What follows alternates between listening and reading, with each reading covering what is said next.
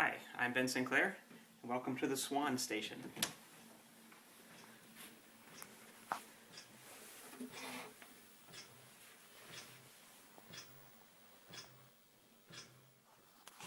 The setup for the Swan Station consists of an LCD monitor on the wall behind black plastic, just to close off the room.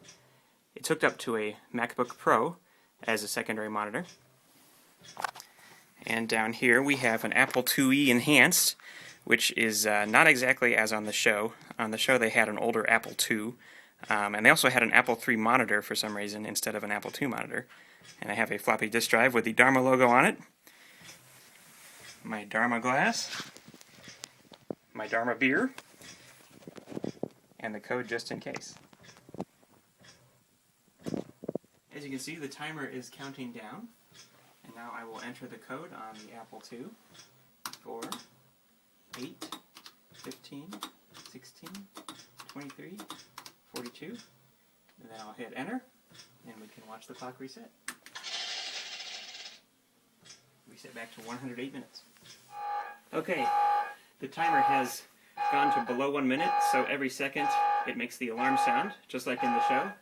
And if we watch the clock, when it reaches 0, go haywire, just as in the show.